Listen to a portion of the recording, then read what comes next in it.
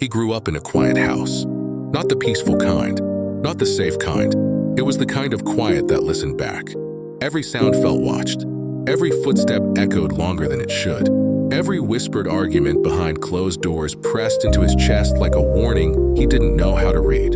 Every morning, his mother knelt in front of him, smoothing his hair with careful hands, her smile just a little too tired. Be a good boy today.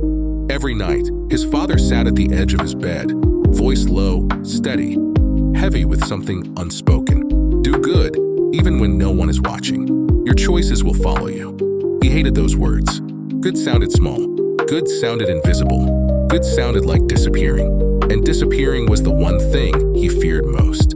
He wanted noise, attention, control. He wanted to feel untouchable. So he stopped listening.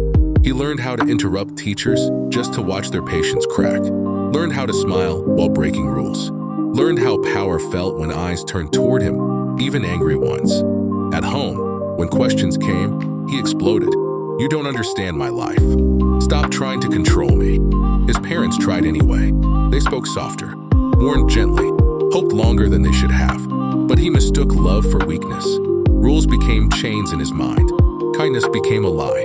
Doing good became something fools did while the world passed them by. Until the day the world finally stopped him. It was a small store, too small to matter, too ordinary to feel dangerous. He didn't even want what he took. What he wanted was the moment, the rush, the idea that he could do something wrong and walk away untouched.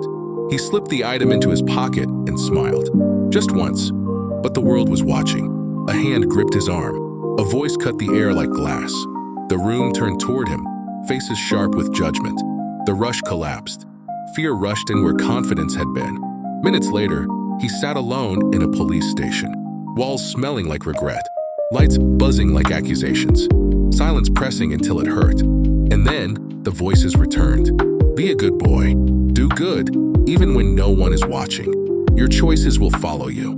This time, they didn't sound weak. They sounded inevitable. When his parents arrived, his mother's eyes were red. His father said nothing. No yelling, no punishment, just disappointment. And somehow, that hurt more than anything else ever could. That night, he stared at the ceiling. Freedom felt empty. Rebellion felt childish. The power he chased felt fake. Some lessons don't come as warnings. Some come as scars. He finally understood. Being good wasn't about obedience. It wasn't about fear.